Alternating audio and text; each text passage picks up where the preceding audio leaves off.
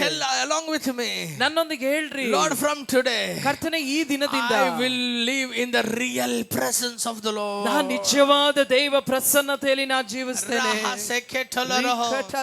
உள்ள இருந்த எல்லா பகைகள், ಒಳಗಿದ್ದಂತ ಎಲ್ಲ ಹಗೆತನಗಳು, ஆவியானவர் அந்த முட்செடியில இறங்கி வந்த உடனே ದೇವರ ಆತ್ಮನ ಮುಳ್ಳಿನ ಪೊದೆಯಲ್ಲಿ ಇಳಿದು ಬಂದಾಗಲೇ எல்லாமே வெளியே வர ஆரம்பிச்சிடுச்சு. ಒಳಗಿದ್ದ ಎಲ್ಲ ಹೊರಗೆ ಬರ್ಲಿಕ್ಕೆ ಆರಂಭಿಸಿತು. ಆಮೆನ್ சொல்றீங்க? ಎಷ್ಟು ಜನ ಆಮೆನ್ ಆಂಡவர் ಅಂತೀರಾ? சொன்னாரு, ದೇವರು ಹೇಳಿದ್ರು, ಆಮೆನ್, ಉನ್ ಕೈயை ಕಾட்டு, ನಿನ್ನ ಕರವನ್ನು அதை எடுத்து வையே கீழ, ಅದನ್ನ ನಿನ್ನ ಬಗಲಲ್ಲಿ ಇಟ್ಟುಕೋ, ಆಮೆನ್, எடுத்து பாரு, ತೆಗೆದು ನೋಡು. ಕೈ ಫುಲ್ಲಾ ಒಂದು ಕುಷ್ಠರೋಗமா ಮಾರ್ತಿದೆ. ಆ ಕೈಯೆಲ್ಲ ಹಾಗೆ ತೊನ್ನ ಹತ್ತಿದಂತೆ ಇದೆ. I want to tell you something here. ಇಲ್ಲಿರುವವರಿಗೆ ನಾನು ಒಂದನ್ನೇ ಹೇಳ್ತೇನೆ. God told Moses to throw the staff. ದೇವರು ಹೇಳಿದ್ರು ಮೋಶೆಗೆ ಆ ಒಂದು ಕೋಲನ್ನು ಹಾಕು, ಹಾಕಂತ ಹೇಳಿದ್ರ ಇಲ್ವಾ? ಹಾಕಂತ ಹೇಳಿದ್ರ ಇಲ್ವಾ? became a serpent ಇಲ್ವಾ? ಅದು ಸರ್ಪವಾಗಿ ಮಾರ್ಪಡ್ತಾ ಇಲ್ವಾ? ಡೆಮಾನ್ಸ್ಟ್ರೇಷನ್ ಫಸ್ಟ್ ಫಾರೋ ಮುಂದೆ ಮಾಡಿದ್ನ ಇಲ್ವಾ? ಅದೇ ಡೆಮಾನ್ಸ್ಟ್ರೇಷನ್ ಫಾರೋನ ಮುಂದೆ ಮಾಡಿದ್ನ ಇಲ್ವಾ? சொல்லுங்க, ಹೌದಾ ಇಲ್ವಾ? but what happened to the second one? ಆದ್ರೆ ಎರಡನೇದು ಏನಾಯ್ತು? what happened to the second one? ಎರಡನೇದು ಏನಾಯ್ತು? God said, ದೇವರು ಹೇಳಿದ್ರು, amen, show your hand, palm,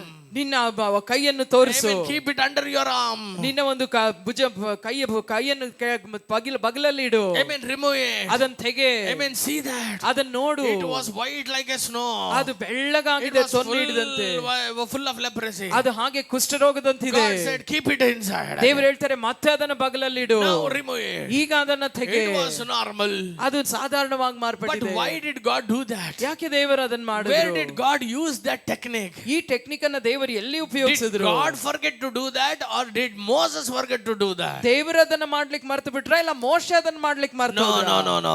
ಇಲ್ಲ ಇಲ್ಲ. What was God saying to him? ದೇವರು ಈ ದಿನ ಏನು ಹೇಳ್ತಾ ಇದ್ದಾರೆ? உன்னுடைய சென்ஸ் இல்லாமல் போயிருக்கிற வாழ்க்கையை உனக்கு மறுபடியும் சென்ஸ்க்குள்ள கொண்டு வர. ನಿನ್ನ ಜೀವಿತದಲ್ಲಿ ಸ್ಪರ್ಶ ಇಲ್ಲದೆ ಇರುವಂತ ಜೀವಿತಕ್ಕೆ ಮತ್ತೆ ಸ್ಪರ್ಶವನ್ನ ನಾನು ಅನುಗ್ರಹಿಸ್ತಾ ಇದ್ದೇನೆ. போன உன்னுடைய ஆவிக்குரிய வாழ்க்கையை மறுபடியும் உயிரோடு கொண்டு வர. ಸತ್ತು ಹೋದ ನಿನ್ನ ಆತ್ಮಿಕ ಜೀವಿತವನ್ನು ಮತ್ತೆ ನಾನು ಜೀವಂತವಾಗಿ ಎಬ್ಬಿಸ್ತಾ ಇದ್ದೇನೆ. Hallelujah. Hallelujah. Hallelujah. ಇದೇ ಕರಂ, ಇದೇ ಹಸ್ತ, ಇದೇ ಹಸ್ತ ಈಜಿಪ್ಟ್ ನಡುಕಬೇಕು, ಐಗುಪ್ತ್ಯವನ್ನೇ ನಡುಗಿಸ್ತದೆ.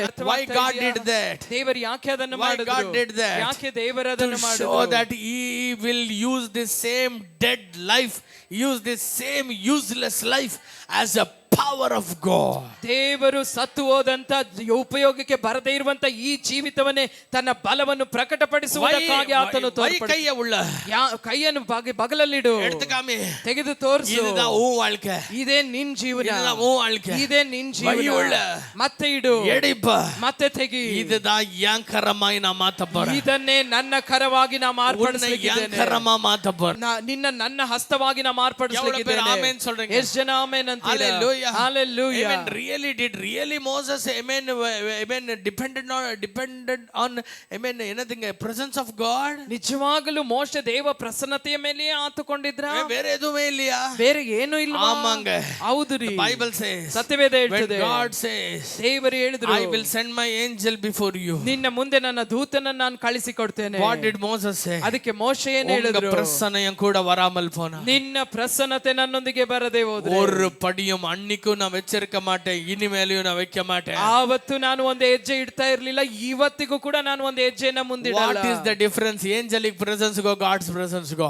ದೇವದೂತರ ಪ್ರಸನ್ನತೆಗೂ ದೇವರ ಪ್ರಸನ್ನತೆಗೂ ಏನು ವ್ಯತ್ಯಾಸ? அவர் வந்தால் ಆತನು ಬಂದ್ರೆ செங்கடல்கள் தானாய் திறக்கும், ಕೆಂಪು ಸಮುದ್ರ ತಾನಾಗಿ ಸೀಳ್ತದೆ. அவர் வந்தால் ಆತನು ಬಂದ್ರೆ ಮೇಘ ಸ್ತಂಭம் ಅಗ್ನಿ ಸ್ತಂಭம் ಮುನ್ನಾಲೆ நடக்கும், ಮೇಘ ಸ್ತಂಭ ಅಗ್ನಿ ಸ್ತಂಭ ನಿನ್ನ ಮುಂದಾಗಿ ನಡೀತದೆ. Your journey will be a celebration. ನಿನ್ನ ಪ್ರಯಾಣವೆಲ್ಲ ಅದು ಒಂದು ಆಚರಣೆ, ಒಂದು ಆಡಂಬರವಾಗಿರುತ್ತದೆ. They walked through the wilderness. ಅವರು ಅಡವಿಯ ಮಧ್ಯದಲ್ಲಿ ನಡೆದು ಹೋದರು. It was like a highway. ಅವರಿಗೆ ಒಂದು ಹೆದ್ದಾರಿಯಂತೆ ಅದು ಇತ್ತು. Because it was God's presence. ಯಾಕೆಂದ್ರೆ ಅಲ್ಲಿ ದೇವ ಪ್ರಸನ್ನತೆ ಇದ್ದುದರಿಂದ. ಎಷ್ಟು ಜನ ಆಮೆನ್ ಅಂತೀರಾ? That is the presence of God. ಅದೇ ದೇವ ಪ್ರಸನ್ನತೆ. But the Bible says, ಆದ್ರೆ ಸತ್ಯವೇದ ಹೇಳ್ತದೆ, ಚೆನ್ನಾಗಿ ಗಮನಿಸಿ, when Moses went to Mount Sinai, ಮೋಶೆ ಸೀನಾಯಿ ಬೆಟ್ಟವನ್ನು ಹತ್ತಿದಾಗ, when he went to meet God, ಆತನು ದೇವರನ್ನು ಸಂಧಿಸಲು ಹೋದನು. people who were there below, ಅಲ್ಲಿ ಕೆಳಗಿದ್ದ ಜನರೆಲ್ಲ lakhs of people, ಲಕ್ಷಾಂತರ ಜನರು, amen, they waited for Moses for 40 days. ಅವರು ಮೋಶೆಗಾಗಿ 40 ದಿನ ಕಾಯ್ತಾ ಇದ್ರು. They came to a conclusion that Moses is now dead. ಅವರು ಆ ರೀತಿ ಒಂದು ತೀರ್ಮಾನಕ್ಕೆ ಬಂದ್ಬಿಟ್ರು, ಮೋಶೆ ಇನ್ನು ಇಲ್ಲ, ಅವತ್ತ ಸತ್ತು ಹೋದ. Amen. Moses was already old. ಮೋಶೆ ಈಗಾಗಲೇ ಮುದುಕನಾಗಿದ್ದ. Amen. He was, amen, ಕೊಂಚ ನೊಂದಿಟ್ಟಿದ್ದಾರೆ people. ಆತನು ಸ್ವಲ್ಪವಾಗಿ ಕುಂಟ್ತಾ ಇದ್ದ ಈ ದಿನಗಳಲ್ಲಿ. Amen. He climbed the mountain. ಬೆಟ್ಟ ಹತ್ತಿ ಹೋಗಿದ್ದಾನೆ. How can a man survive without food and water for 40 days there? 40 ದಿನ ಊಟ ನೀರಿಲ್ಲದೆ ಹೆಂಗೆ ಒಬ್ಬ ಮನುಷ್ಯ ಬದುಕಕ್ಕೆ ಸಾಧ್ಯ? Amen. Surely he would have been dead by now. ಖಂಡಿತ ಈಗಾಗಲೇ ಮೋಶೆ ಸತ್ತೋಗಿರಬಹುದು. Now they came to Aaron. ಈಗ ಆರೋನ್ನ ಬಳಿಗೆ ಬಂದ್ರು. said, ಅವರು ಹೇಳಿದ್ರು, we need a God. ನಮಗೆ ದೇವರು ಬೇಕು. We need a God. ನಮಗೆ ದೇವರು ಬೇಕು. Amen. Make us a God. ನಮಗೊಂದು ದೇವರನ್ನು ಮಾಡಿಕೊಡು. So what they did, ಅವರು ಏನ್ they ಮಾಡಿದ್ರು? put all their earrings of gold. ಅವರ ಬಳಿಯಲ್ಲಿದ್ದ ಬಂಗಾರದ ಎಲ್ಲಾ ಒಂದು ಕಿವಿಯಲ್ಲಿ Was ಓಲೆಗಳನ್ನು these people ಹಾಕಿದ್ರು. so rich? ಅವರು ಅಷ್ಟು ಹಣವಂತರ?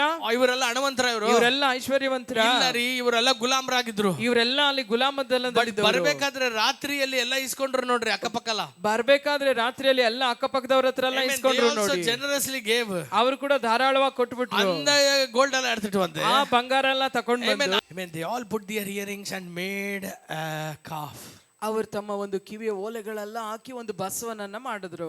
And they, do you know, they never said something. They said, this is the God that brought us out of Egypt. ಅವರು ಅದನ್ನ ನೋಡಿ ಅವರು ಹೇಳ್ತಾ ಇದ್ದಿದ್ದೇನೆಂದ್ರೆ, ಇದೇ ದೇವರು ನಮ್ಮನ್ನು ಐಗುಪ್ತದಿಂದ ಬಿಡಿಸಿ ಕರೆತಂದದ್ದು. Amen. Someone declared. ಯಾರೋ ಒಬ್ಬರು ಪ್ರಕಟಿಸ್ತಾ ಇದ್ದಾರೆ. A demonic possessed person declared. ಒಂದು ದುಷ್ಟಾತ್ಮ ಹಿಡಿದಂತ ವ್ಯಕ್ತಿ ಈ ರೀತಿಯಾಗಿ ಅನೌನ್ಸ್ ಮಾಡ್ತಾನೆ. This is the God that delivered us from the Egypt.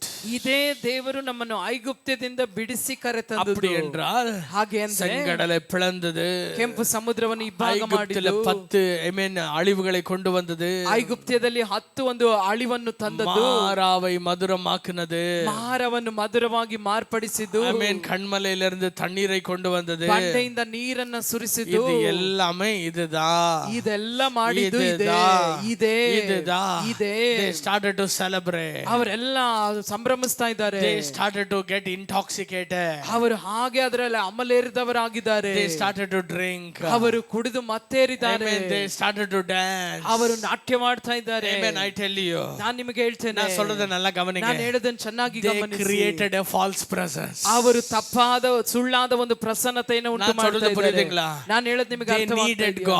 ಅವರಿಗೆ ದೇವರು ಬೇಕಿತ್ತು. Because their life is in the wilderness now. ಯಾಕೆಂದ್ರೆ ಅವರ ಜೀವಿತ ಅಡವಿಯಲ್ಲಿದೆ. ಈಗ இப்படியும் போகத்தரல, இப்படியும் போகத்தரல. ಈ ಕಡೆ ಹೋಗಕ್ಕೂ ಗೊತ್ತಿಲ್ಲ, ಮುಂದೆ ಹೋಗಕ್ಕೂ ಗೊತ್ತಿಲ್ಲ. They desperately need God. ಅವರಿಗೆ ದೇವರು ಬೇಕೇ ಬೇಕು. ಅವರಿಗೆ ಕಡவுಳು ವೇಣು. ಅವರಿಗೆ ದೇವರು ಬೇಕು. They had no other option. ಅವರಿಗೆ ಬೇರೆ ಮಾರ್ಗವೇ ಇಲ್ಲ.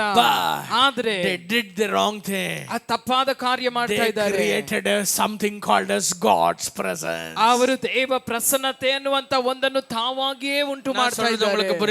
ನಾನು ಹೇಳೋದು ನಿಮಗೆ ಅರ್ಥವಾಗ್ತಾ ಇದೆಯಾ? சொல்லுவதினால பக்கத்துல கொண்டு பாந்து சொல்லுங்க. ಪಕ್ಕದಲ್ಲಿ ಇರೋರು ನೋಡಿ ಹೇಳಿ, ನೀ சொல்லுவதினால, ನೀ ಹೇಳೋದ್ರಿಂದ ಅದು ದೇವ ಪ್ರಸನ್ನಮಾಗ, ಅದು ದೇವ ಪ್ರಸನ್ನತೆ ಆಗೋದಿಲ್ಲ. ದೇವ ಪ್ರಸನ್ನಂ, ದೇವ ಪ್ರಸನ್ನಮೇ, ದೇವ ಪ್ರಸನ್ನತೆ, ಅದು ದೇವ ಪ್ರಸನ್ನತೆಯೇ.